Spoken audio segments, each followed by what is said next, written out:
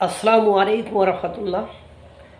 ভারতকে ভয় দেখানোর ফল ভালো হবে না, এটা মোটামুটি সবাই জানে। মুক্তিযুদ্ধের সময় যারা বাংলাদেশের বিরোধী ছিল তারাই কিন্তু এখন বাংলাদেশের পরম বন্ধুতে পরিণত হয়েছে। আর মুক্তিযুদ্ধের সময় স্বাধীনতা সংগ্রামে যারা বাংলাদেশকে স্বাধীন করতে গুরুত্বপূর্ণ ভূমিকা পালন করেছিল তারাই এখন শত্রুতে পরিণত হয়েছে। আবার তারাই সবচেয়ে বড় প্রতিবেশী রাষ্ট্র। তাদেরকে বাদ দিয়ে ভৌগোলিক দিক থেকে ভূরাজনীতির দিক বিবেচনা করে কোনো কিছু করা সম্ভব নয়। এখন ঘটনা হয়েছে তাদেরকে একটু চোখ রাঙানো দেখানোর জন্য তারা বিমান বাহিনীতে এখন তৃতীয় পজিশনে আছে। ইভেন আপনার চীনকে টপকিয়ে তারা এখন থার্ড পজিশনে আছে। সেখানে বাংলাদেশের অবস্থান 68তম।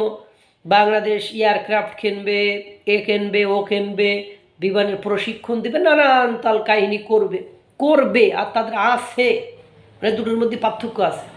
এখন এটা করার অর্থ হলো যে বলছে আমরা পাকিস্তান থেকে প্রশিক্ষণ নেব, পাকিস্তানের এই যে এয়ারক্রাফট বা ভারতের কে মানে কীভাবে আটকাতে হবে সেসব প্রশিক্ষণ নিয়ে আমরা ভারতকে নাজেহাল করব। মানে ফিউচার টেন্স, কিন্তু এটা না পাস্ট টেন্স না প্রেজেন্ট টেন্স, এটা হলো ফিউচার টেন্স, মানে ভবিষ্যৎকাল এটা হবে। এবং ভারত এইটাকে কোন চোখে দেখবে?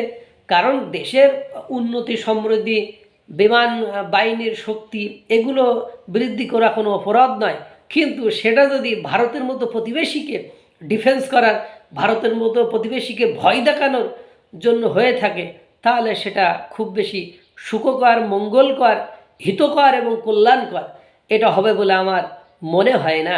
অত্যাধুনিক মাল্টিপল কমব্যাট এয়ারক্রাফট ও টাফ এয়ারক্রাফট কেনার নীতিগত অনুমোদনের কথা কয়েক মাস আগে আনুষ্ঠানিকভাবে প্রথমে সামনে আনেন বাংলাদেশ বিমান বাহিনীর প্রধান air chief marshal Hasan Mahmud Khan. এটা অপরাধ নয়, সেটা তার দেশের জন্য করতে পারে, কিন্তু এটা কেনার পরে সামাজিক যোগাযোগ মাধ্যম সহ বিভিন্ন মহল থেকে ভারতকে উস্কানি দিয়ে এবার ভারতের ঘুমারাম, এবার পাকিস্তান আর বাংলাদেশ মিলে ভারতকে নাজেহাল করে ফেলবে, ভারতের সক্ষমতা শেষ করে দেবে, ভারত যে আধিপত্য দেখাতো সেটা শেষ করে ফেলবে, এই ধরনের কথাবার্তাগুলো আবার সঠিক নয়।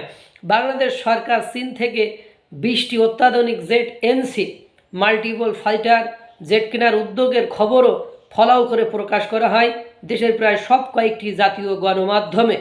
অন্তর্বর্তী সরকারের উপদেষ্টা আসিফ মাহমুদ সজিদ ভূঁইয়া একেবারে খোলসা করেছেন বহুল প্রত্যাশিত যুদ্ধ বিমান কেনার এই বিষয়টি নিয়ে।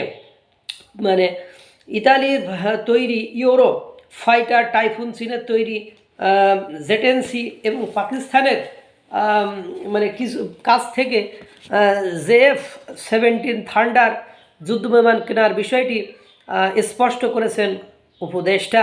এরপর থেকেই নেটিজেনরা আলোচনা সমালোচনা করেছেন কবে আসবে এমন বিমান, মাতামাতি চলছে সামাজিক যোগাযোগ মাধ্যমে। ওই যে ভারতের ঘুমারাম, এবার ভারত কোন দিকে বাঁচবে, তাদের বাঁচার আর উপায় নেই, একদিকে পাকিস্তান ধরবে, অন্যদিকে এই দক্ষ এবার বাংলাদেশ ধরবে, ইত্যাদি ইত্যাদি, ধরবে, সব ফিউচার টেন্স, এখনও অবশ্য কোনো সক্ষমতা নেই। এরই মধ্যে বিমান বাহিনী প্রধান নতুন করে ঘোষণা দিয়েছেন অত্যাধুনিক যুদ্ধ বিমান, পরিবহন বিমান, হেলিকপ্টার, এয়ার ডিফেন্স, রাইডার, ক্ষেপণাস্ত্র ব্যবস্থা, UAV এবং বিভিন্ন উচ্চমানের সিমুলেটর সংযোজনের মাধ্যমে আমাদের অপারেশনের প্রস্তুতি আরও শক্তিশালী হয়েছে।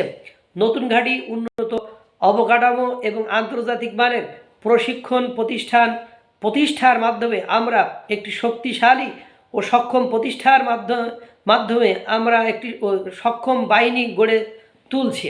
গত কয়েকদিন ধরে পাকিস্তানের উচ্চপদস্থ সামরিক কর্মকর্তারা ডক্টর ইউনূস সহ 3 বাহিনীর প্রধানের সাথে দফায় দফায় বৈঠক করেছেন।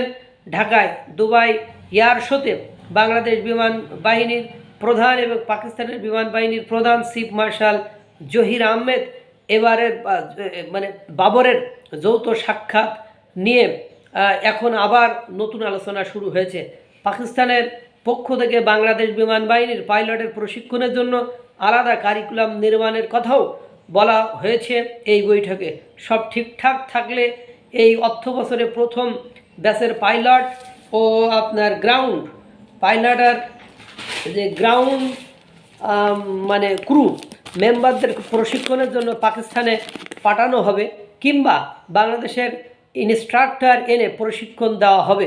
পাকিস্তান থেকে প্রশিক্ষণকে অনেকেই ভারতের জন্য অশনি সংকেত ভাবলেও এটা বাংলাদেশকেই বিপদে ফেলবে এরকমই ভাবা হচ্ছে। অনেকেই ভাবছে পাকিস্তানের শেখানো কৌশল যদি বাংলাদেশ বিমান বাহিনী বঙ্গোপসাগর অঞ্চলে প্রয়োগ করে তাহলে ভারতের জন্য সেটি মোকাবেলা করা কঠিন হবে। ফিউচার টেন্স, সব ফিউচার টেন্স মানে তারা বিমান বাহিনীতে 3য় পজিশনে, তাদেরকে যদি 64তম পজিশনের মানে লোকেরা ভয় দেখায় তাহলে এটা নিছক বাতুলতা, পাগলামি এবং ক্রেজিনেস ছাড়া বা নিজেদের জন্য অশনি সংকেত ডেকে আনা বই আমার কাছে আর কোনো কিছু মনে হয় না। এজন্য অনেকে আমাকে দালাল দোসর বললেও আমার কোনো কিছু করার নেই, কারণ এটা নর্মালি এরা অনুমান করা যায়, এবং যারা উস্কানি দিচ্ছে তারা আমাদেরকে যে ভালো চাই না, এটা যতদিন আমরা না বুঝবো ততদিন আমাদের মানে সবসময় বিপদের আশঙ্কার ভেতরে দিনাতিপাত করতে হবে।